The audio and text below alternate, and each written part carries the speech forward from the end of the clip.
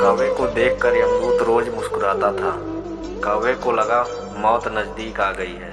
उसका मित्र गरुड़ उसे हजारों योजन दूर ले गया, लेकिन वहाँ खुला यमदूत की मुस्कुराहट का रहस्य। कहानी महाभारत और भागवत गीता की है। कई लोक कथाओं में भी इस कहानी का जिक्र मिलता है। एक कौवे की गरुड़ से दोस्ती हो गई। दोनों काफ़ी समय साथ गुजारते थे। उनमें मित्रता इतनी गहरी हो गई थी कि आपस में कभी कोई बात नहीं छिपाते थे। एक दिन दोनों एक नदी के किनारे पेड़ पर बैठे बात कर रहे थे। तभी एक यमदूत उधर से गुजरा। वो कौवे को देखकर मुस्कुराया। गरुड़ और कौवे ने उस यमदूत को अनदेखा किया और अपनी बातों में लग गए। लेकिन अगले दिन फिर वही हुआ। दोनों बातें कर रहे थे, तभी वही यमदूत फिर उधर से गुजरा। वो फिर कौवे को देखकर मुस्कुराया। इस बार कौवे को कुछ शंका हुई। उसने गरुड़ से कहा कि ए यमदूत, मुझे देखकर कल भी मुस्कुराया था और आज भी वैसे ही मुस्कुराया। कुछ गड़बड़ है, हो सकता है मेरी मृत्यु आने वाली हो। गरुड़ ने उसे समझाया कि ऐसा कुछ नहीं है, ये एक संयोग भी हो सकता है, तुम चिंता मत करो। 2-3 और ऐसे ही निकले। रोज यमदूत कौवे को देखकर मुस्कुराता। अब तो कौवे को यकीन हो गया कि निश्चित ही मेरी मौत नज़दीक है। उसने गरुड़ से कहा कि मित्र, मैं मरना नहीं चाहता, लेकिन ये यमदूत जरूर 1-2 दिन में मेरे प्राण निकाल कर ले जाएगा। ये रोज ही मुझे देखकर मुस्कुराता है। गरुड़ को भी लगा कि हो सकता है कौवे का शक सही हो। उसने कौवे को धैर्य बंधाया।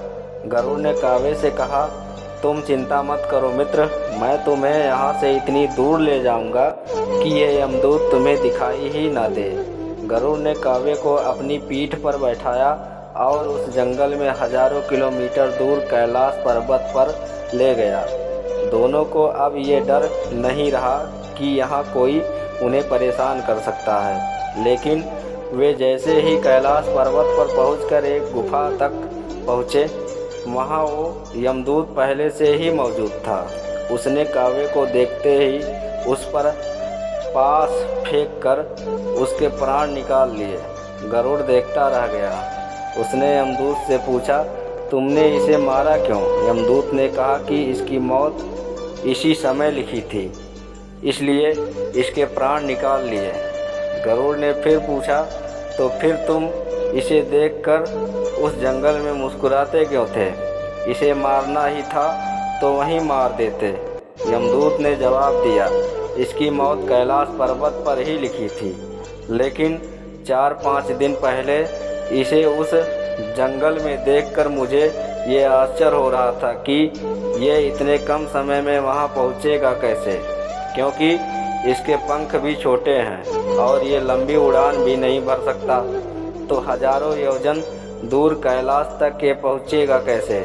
यही सोचकर मैं रोज़ मुस्कुराकर गुजर जाया करता था, लेकिन भाग्य देखो, तुम इसके परम मित्र ही इसे यहाँ तक इतने कम समय में ले आए।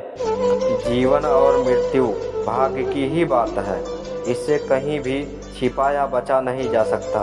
जब तक जिंदगी है तब तक कोई आपको मार नहीं सकता, लेकिन अगर मृत्यु निकट हो तो कोई कोशिश आपको बचा नहीं सकती।